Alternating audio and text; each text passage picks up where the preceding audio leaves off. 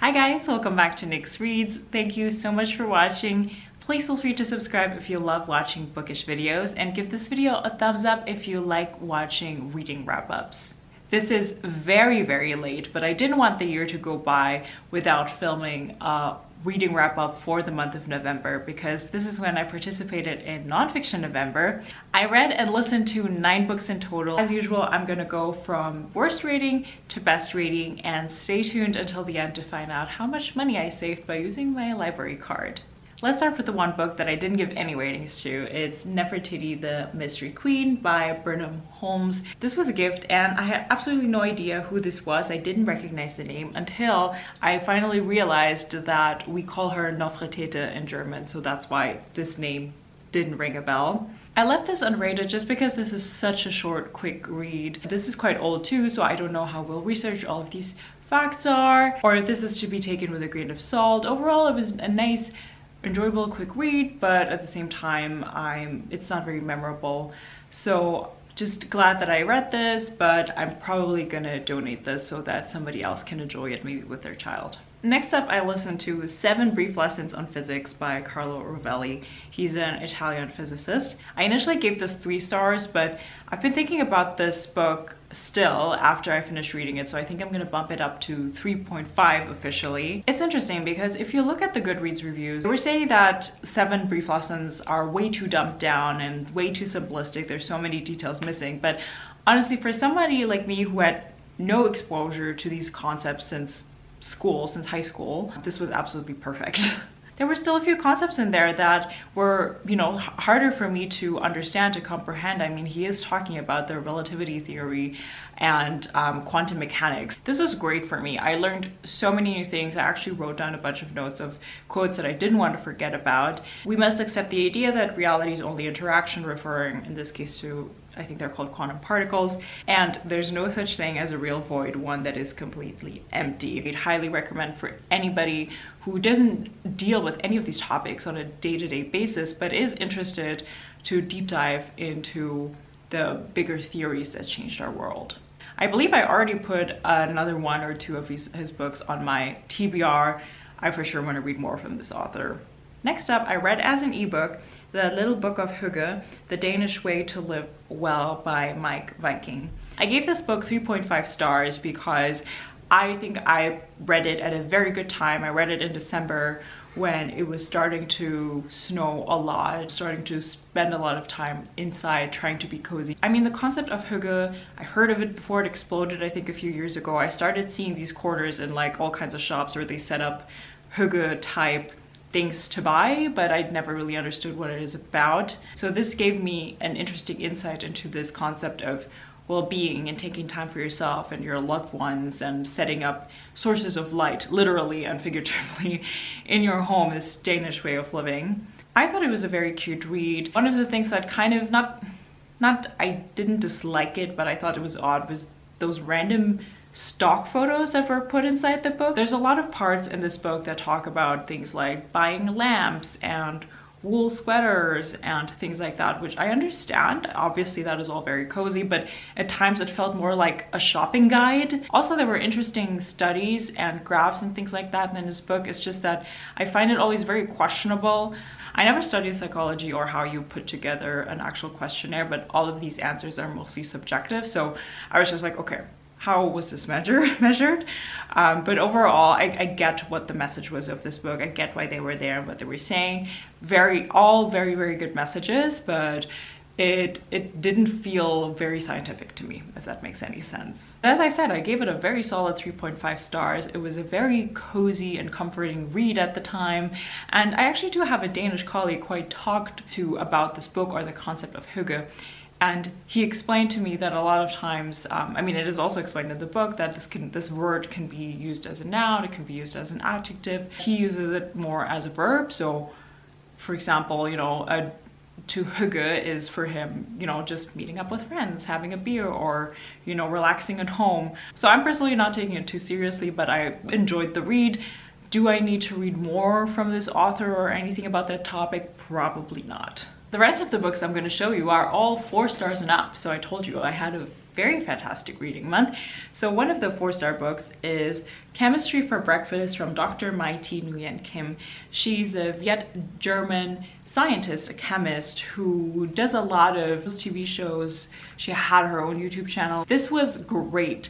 In a way, it was so cool to read this book in the same month that I read or listened to the 7 Brief Lessons in Physics, because there was actually quite a bit of overlap. For the first time, I think ever, I was genuinely interested in chemistry and I wanted to sit down and read this. I was excited to pick this book up. So what this author does is she basically takes us throughout her day. So we start when she wakes up and drinks her coffee, and along the way she explains these chemical concepts to us to bring them closer to our day-to-day lives. So for example, she will explain the concept of the laws of thermodynamics based on the coffee that you're drinking in the morning and why it gets cold. There was a lot of things in here that I definitely learned before in school, but since then have forgotten. But then a lot of the things came back to me and I learned quite a few new things. This was such a great read, and I'm definitely reading her other book as well. I absolutely enjoyed this. Again, recommend it to anybody who is ready to go back to high school chemistry or beyond that. I thought it was a well-rounded book. There's even moments where she kind of explains why she left the path of academia, and it is apparently very, very competitive, which I learned from Ali Hazelwood's romance novels as well. So overall, this was a great 4-star read. Next up, also with a very, very good 4 stars, is I'm Off by Hape Kerkeling.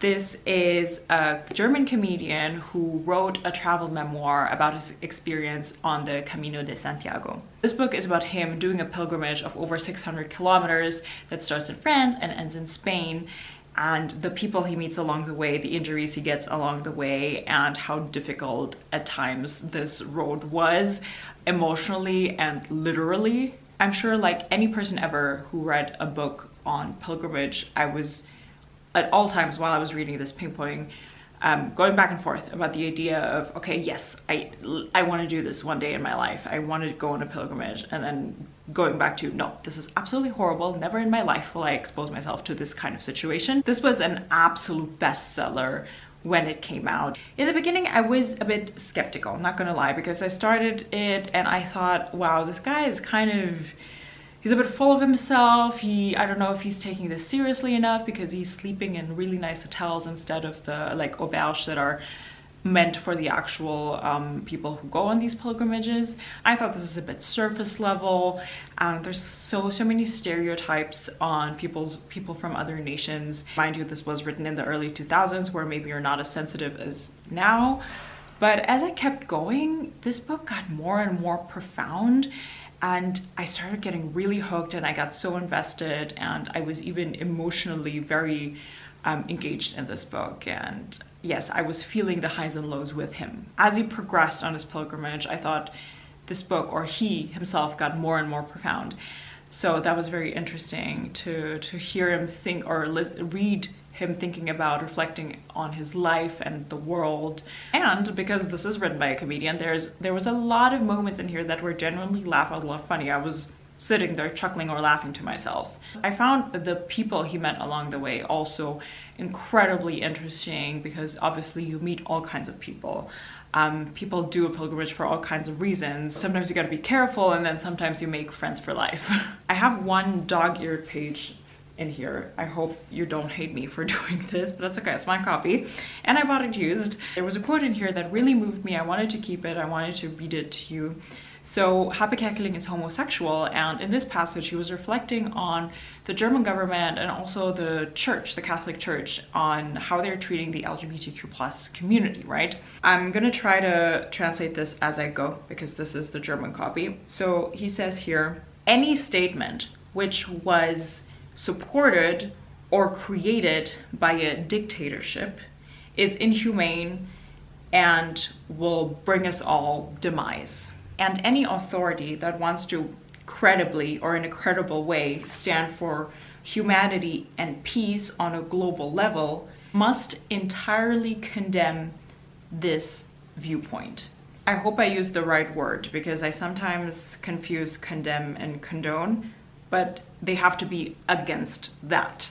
If you like any kind of travel memoirs, then I really, really recommend this. I cannot speak to how well translated the English version is. I've already put the Pilgrimage book by Paulo Coelho on my TBR as well, because now I'm interested to read more about pilgrimages. And it's still up for debate if I ever will go on a pilgrimage or not. Next, with another stunning 4 stars, is The Immortal Life of Henrietta Lacks by Rebecca Skloot. I listened to this on audio and I really, really like the format, 100% recommended. This is an absolutely incredible history and research on who the woman is behind the HeLa cells. I've never heard of these cells before, but I think it was Olive from a book Olive who put this challenge, the Nonfiction November challenge, together, by the way, who I heard talking about this book, and the topic fascinated me so much. In a nutshell, Henrietta Lacks was a Black woman from the South who was a tobacco farmer.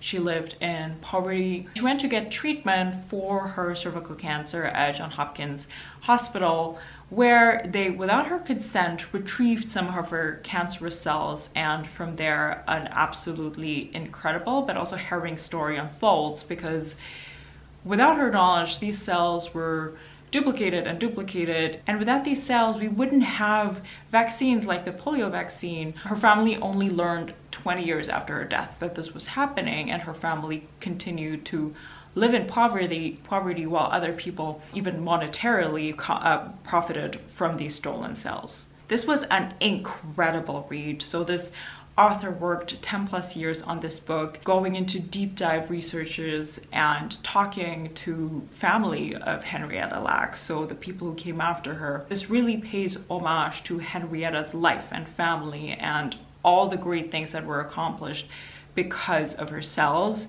even though they were taken without her knowledge or her consent. This book goes into so many different topics. So this is about doctors conducting research, coming under investigations because they didn't get informed consent by patients, and how the laws changed in the last decades. There is discussions on the consent for tissue samples, for example. You even learn from stories about other people in the US whose tissue or cells were taken and then it was used for research, and they tried to fight it in court or tried to get parts of the profit. It's an incredible read.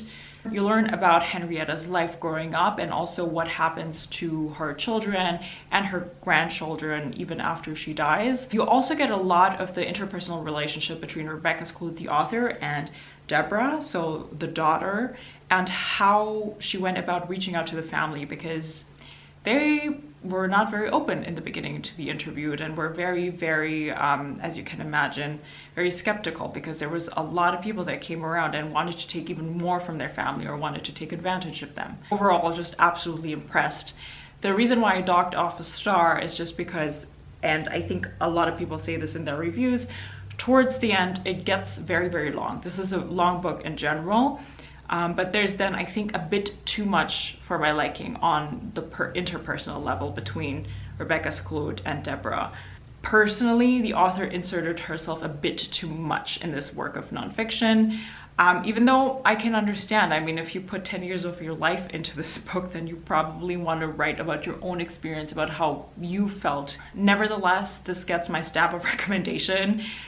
Incredible work, really. Next up, and this is the one book that was left over from last year's Nonfiction November, is An Astronaut's Guide to Life on Earth by Chris Hadfield. I never know how to pronounce the C-O-L. Is it Colonel? I'm not sure. So he's a Canadian astronaut, and this is his memoir. Reading about his experience on becoming and being an astronaut is so interesting, because this is just an industry or a work field that I cannot even imagine the pressure of. I cannot imagine anybody going through this amount of training every single day of their life and always having to prepare for any kind of scenario. It's yeah, really mind-blowing. I don't want to be an astronaut, and there's some life lessons in here that obviously don't really apply to me, but if I had to take something out of this, it's really the concept of if you're being put in a situation where there's different outcomes, why don't you try to prepare for most of them, if that makes you feel safe, if that makes you feel better. I thought the narrative voice in this sounded very, very down to earth and very grateful also about having this opportunity to become an astronaut. So I thought that was actually really nice. I wasn't sure what to expect. I have this as a physical copy, but I ended up actually listening to this as an audiobook because he narrates it himself. Great audio experience, 100% recommend. I don't think I'm gonna read his fiction books because those, I don't think I'm the target audience for that. They really don't sound up my alley. They're a bit too, I don't know, military based and stuff. Not my thing. But this nonfiction, highly recommend. Next with 4.5 stars, I read Rex Ogle's Free Lunch. Oops, oh, there's a bookmark that just fell out of here. This is a middle grade nonfiction about Rex Ogle, who enters 6th grade, and he goes to school in a wealthy school district, yet he has to go on the free lunch program because he grows up poor. His mom and stepdad, unfortunately, are violent. He experiences emotional and physical abuse at home. It is not easy to read. This was really not easy. This is a great book.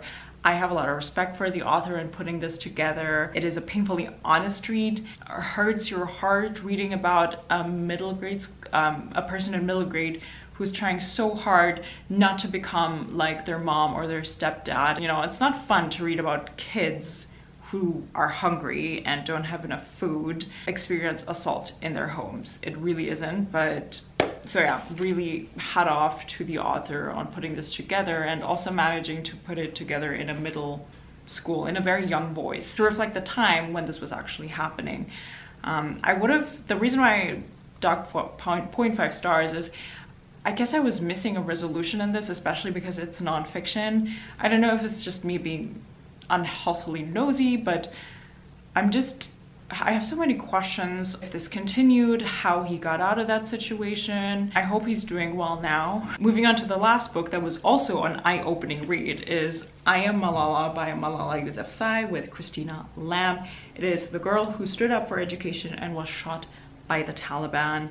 You've probably seen Malala on the news, heard one of her speeches. Her and her families, and especially her dad's life story and how they stand up for education for girls in Pakistan is absolutely incredible. This was the first time that I had an in-depth read into the history of Pakistan Swat and Pashtun. I think this was a well-rounded memoir with a lot of historical facts about the country itself and the conflicts and how, for example, the US plays into it, and then also the emotional side of it, how Malala's and her friends and family's experience is to live in that war zone. And for example, to see her perspective on different dictators in the US and military actions, it's yeah, very good. On this one, I am glad that I read it instead of listening to it on audio, because there's a lot of facts in here that I had to go back and read how they play in together, and I wouldn't have been able to do that if it was audio. So that's also one of the reasons I didn't give it quite 5 stars, because sometimes it felt a bit information dumpy. Very, very good read, and recommend it to really anybody who cares about education, and especially education for girls. That was all the nonfiction books that I read in November, and by using my library card, I saved $72.68. How did your nonfiction November go if you participated? And if you haven't, please let me know, what is your favorite nonfiction book that you read this year, because I'm already looking for new books for next year. If you want to let me know that you're still watching or you don't know what else to comment, then why don't you leave me an emoji that has to do with school? Could be anything, be creative. Thank you so much for watching. I hope you read a lot of amazing nonfiction books this year, and I'll talk to you guys next time. Bye.